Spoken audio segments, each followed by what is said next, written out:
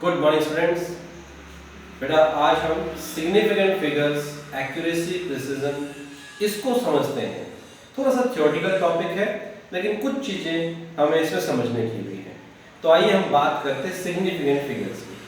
जैसा कि आप सभी जानते हैं कि जो फिजिक्स है ये एक एक्यूरेट साइंस है, मतलब इसमें हम चीजों को मेजर करते हैं। अब मेजर जब करते हैं कोई भी क्वांटिटी हुई उसको हम परफेक्टली या एक्यूरेटली लास्ट तक मेजर नहीं कर पाते। जो लास्ट डिजिट होती है उसकी जो वैल्यू है उसको हम कहीं ना कहीं जो भी इंस्ट्रूमेंट उससे हम अज्यूम करते हैं कि भाई ये यहाँ तक तो बिल्कुल एक्यूरेट है, लेकिन उसमें जो लास्ट डिजिट है उसे थोड़ा सा हमें अज्यूम करना पड़ता है। एक छोटा सा एग्जांपल लेके चलते हैं। मान लीजिए ये आपके पास कोई स्केल था,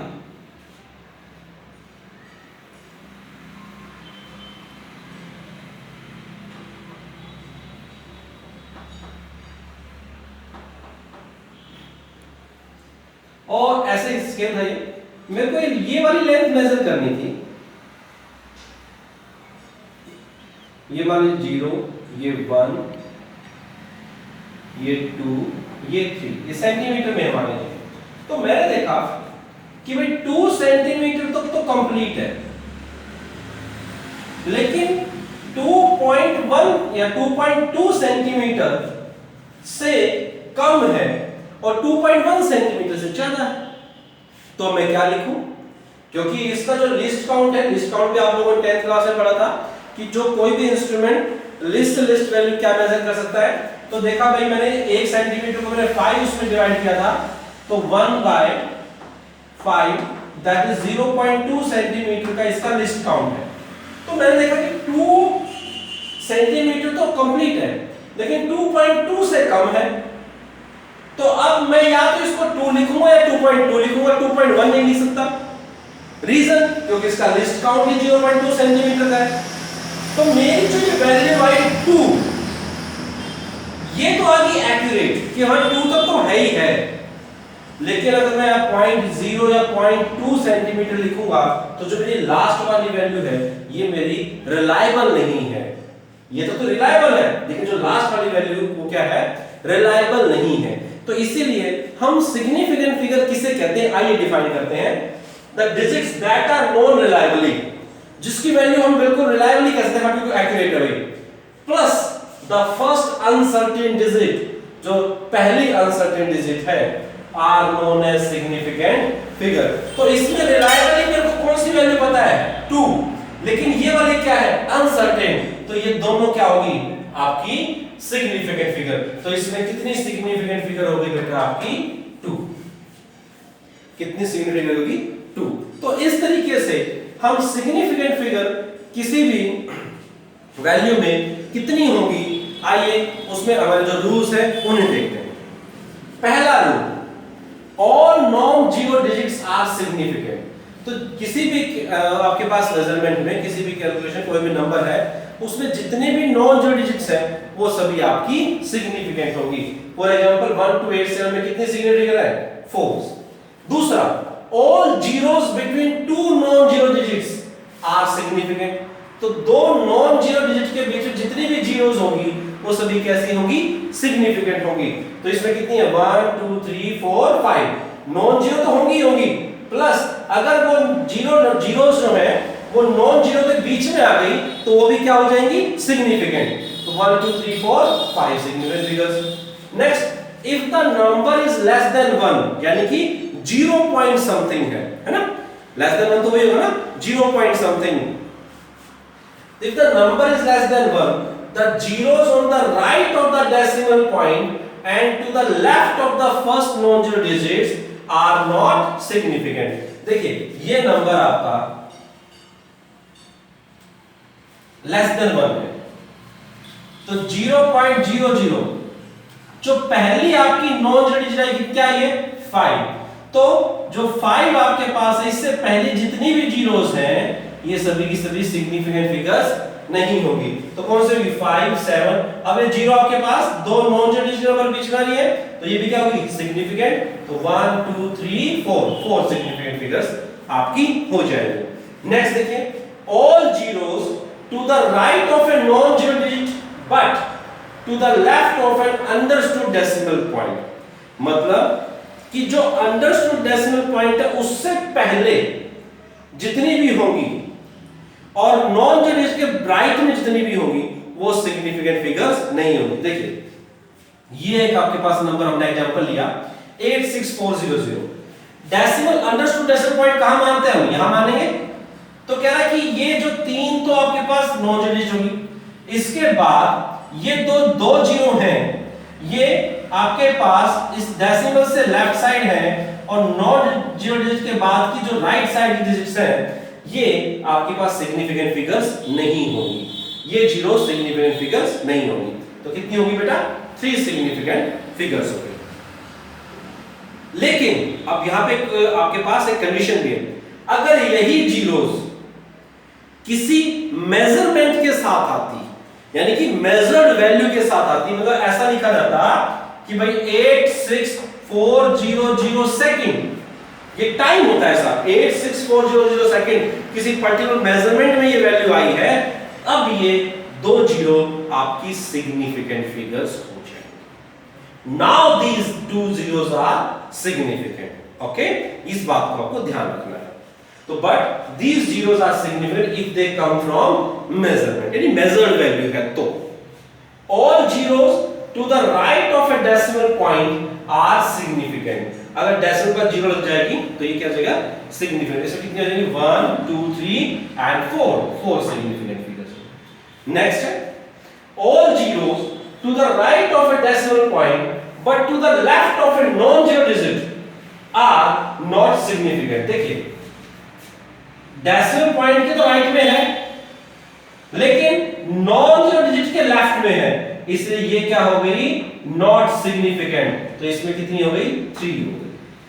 यहां पे कंडीशन क्या थी, डेसिमल के राइट में है 0 लेकिन उसके बाद कोई भी या उससे आपके पास कोई नॉन जीरो डिजिट नहीं है। क्लियर, तो ये आपके पास क्या हो जाएगी, सिग्निफिकेंस कितने, 3 हो जाएंगे। लास्ट जो नंबर ऑफ सिग्निफिकेंट फिगर्स है बेटा वो सिस्टम ऑफ यूनिट्स पे डिपेंड नहीं करती। आप अगर यूनिट कन्वर्ट करते हैं तो उससे नंबर ऑफ सिग्निफिकेंट फिगर पे फर्क नहीं पड़ेगा। एग्जांपल आपने लिया 16.4 सेंटीमीटर 3, 0.164 मीटर 3, 0.000164 किलोमीटर, इसमें भी सिग्निफिकेंट फिगर नहीं है, 3 है। क्लियर है। अब कुछ टर्म्स है जैसे हम यहां डिस्कस कर रहे थे, तो सिग्निफिकेंट फिगर में कंडीशन एक आप ये कह सकते हैं कि नॉर्मली हम ये कहते हैं कि जिस मेजरमेंट में जितनी ज्यादा सिग्निफिकेंट फिगर होगी उतनी ही उसकी एक्यूरेसी ज्यादा होगी, यानी कि वो उतनी ही एक्यूरेट होगी। अब एक्यूरेसी का मतलब क्या है, एक्यूरेसी का मतलब क्या है बेटा कि किसी भी क्वांटिटी को जब आप मेजर करते हैं तो उसकी ट्रू वैल्यू के नजदीक कितनी है। कोई भी इंस्ट्रूमेंट उस वैल्यू को कितना एक्यूरेटली यानी कि एक्चुअल वैल्यू के कितना नजदीक तक मेजर कर पाता है उसकी उतनी एक्यूरेसी हाई होती है। और प्रिसिजन क्या होता है, कितने हायर रेजोल्यूशन तक जाता है। अब उन दोनों को थोड़ा सा कंपेयर कर लेते हैं और फिर इस बात को भी इसके ऊपर भी थोड़ा सा डिस्कशन करेंगे। तो देखिए क्या कह रहा है, एक्यूरेसी को समझते हैं। एक्यूरेसी कह रहा है कि the measure of how close the measure value is to the true value. True value का मतलब जिसको आप मेजर करना चाहते हैं। ओके, फॉर एग्जांपल आपके पास एक 1 मीटर की लेंथ है। अब इस छोटी सी बात को समझना, ये 1 मीटर की लेंथ थी, आपने बिल्कुल एक्यूरेटली मेजर कर रखा था। वो जो 1 मीटर जो हमारी एसआई यूनिट है वो डिफाइन कर रखी है, वो आपके पास लेंथ है, ये मान लीजिए। अब आपको कोई इंस्ट्रूमेंट या कोई टेप दी, मेजरिंग टेप, और उस मेजरिंग टेप ने बताया कि sir this is 0.99 centimetre, sorry 99.9 centimetre. ठीक है, एक मेजरिंग टेप ने बताया कि ये 90, ये फर्स्ट जो मेजरिंग टेप थी उससे बिल्कुल एक्यूरेटली जो उस टेप से मेजर करके आया वो 99.9 सेंटीमीटर आया उस टेप से। एक के पास एक और टेप थी बड़ी अच्छी जिसका रेजोल्यूशन हाई था, मींस वो ज्यादा और एक्यूरेट नहीं कहेंगे लेकिन आप ये कह सकते हैं जितना और ज्यादा डेसिमल पॉइंट तक मेजर कर सकती थी। उसने बताया कि सर इट इज 98.999 सेंटीमीटर। ये सेकंड मेजरिंग टेप से मान लीजिए उसकी वैल्यू आई।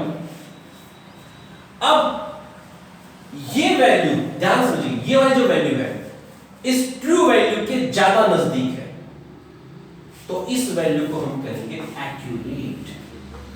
क्या कहेंगे? Accurate, more closer to the true value. It is the measure of how close the measured value is to the true value. This is the true value. ये एक measuring tape किसी company ने बनाई थी, उस company ने measuring tape से उसको मेजर किया गया तो 99.9 सेंटीमीटर आया। दूसरी कंपनी ने एक और मेजरिंग टेप बनाई, उसका रेजोल्यूशन हाई था, ज्यादा डेसिमल पॉइंट तक वो मेजर कर पा रही थी, उसकी वैल्यू आई 98.999 सेंटीमीटर। तो ज्यादा क्लोज कौन सी वैल्यू बेटा? This one. तो ये आपके पास क्या हो गई? एक्यूरेट। तो इसकी एक्यूरेसी ज्यादा है, इसकी एक्यूरेसी ज्यादा है। तो इसका क्या ज्यादा है? इसका प्रिसीजन ज्यादा है। ये ज्यादा लिमिट तक मेजर कर सकती है, ये ज्यादा लिमिट तक मेजर नहीं कर सकती। It can measure to more limit, तो उसकी प्रिसीजन ज्यादा है। तो यहां पे देखिए 1 2 3 4 5 कितनी सेंटीमीटर? 5। ये क्या हुई? 3। ओके, अब एक और कंपनी आई प्लस सर मेरे वाली से मेजर करके देखो, ना मजा आए तो बताना। तो एक और थर्ड हमारे पास आई, और जब उस कंपनी की मेजरिंग टेप से हमने उसी लेंथ को मेजर किया, it comes out to be 99.9999 centimetre. तो अब समझिएगा बात को बेटा, इसी बात को समझिएगा। ज्यादा क्लोज अब इन दोनों में से कौन है ट्रू वैल्यू के? This one. It is more accurate, it is more accurate. ज्यादा डेसिमल पॉइंट तक कौन मेजर कर पा रहा है? This one. तो जो वो इंस्ट्रूमेंट है, वो जो मेजरिंग टेप है, this is more precise, more precise. तो यहां आपने एक बात लिखी है, इस बात को समझिएगा, और इसी बेसिस पे जनरली क्वेश्चन बनता है। उस क्वेश्चन को मैं आपको समझाऊंगा जो इसके कॉन्ट्राडिक्टरी स्टेटमेंट के क्वेश्चन बन जाता है। क्वेश्चन यहां पर normally larger the number of significant figures in a measurement higher is the accuracy of the measurement. कि नॉर्मली अगर जितनी ज्यादा सिग्निफिकेंट फिगर्स होंगी उतनी ही वो ज्यादा एक्यूरेट होगी। लेकिन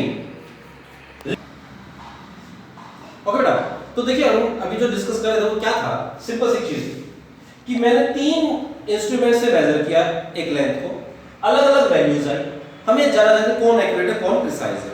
तो देखा भाई ये सबसे ज्यादा एक्यूरेट और प्रिसाइज है, it can be said to be accurate and it can be said to be more precise as compared to this. तो यहाँ पे जो हम स्टेटमेंट की बात कर रहे थे उसमें कहते हैं नॉर्मली जितनी ज्यादा सिग्निफिकेंट होगी उतना ही ज्यादा एक्यूरेट होगा। लेकिन कई बार एक क्वेश्चन आता है कि एक एक्यूरेसी या precision is not can said to be, अगर कोई हमारे पास कोई मेजर्ड वैल्यू है या कोई इंस्ट्रूमेंट है, if an instrument is precise it is not to said to be more accurate. ऐसा नहीं कह सकते, वो एक्यूरेट भी होगा, कोई जरूरी नहीं है। नॉर्मली कह रहा है यहाँ पे, जरूरी नहीं है, और वो आपने इस एग्जांपल से समझा भी है। देखिए this is more precise as compared to this instrument but its value is not accurate. इसकी ज्यादा एक्यूरेट, ठीक है। तीसरा इंस्ट्रूमेंट आया, ये ज्यादा प्रिसाइज भी था, ज्यादा एक्यूरेट भी था, लेकिन कोई हार्ड एंड फास्ट रूल नहीं है कि अगर कोई इंस्ट्रूमेंट ज्यादा प्रिसाइज है तो वो ज्यादा एक्यूरेट भी होगा।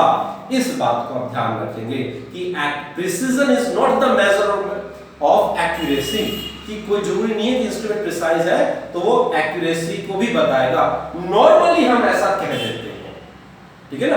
यहाँ पर 100% का कोई रूल नहीं है कि वो श्योरली ऐसा होगा, नॉर्मली हम ऐसा कह देते हैं। ओके, तो ये आज हमने सिग्निफिकेंट फिगर्स, एक्यूरेसी और प्रिसिजन के बारे में स्टडी किया। Thank you, that's all for today and thank you and have a nice day.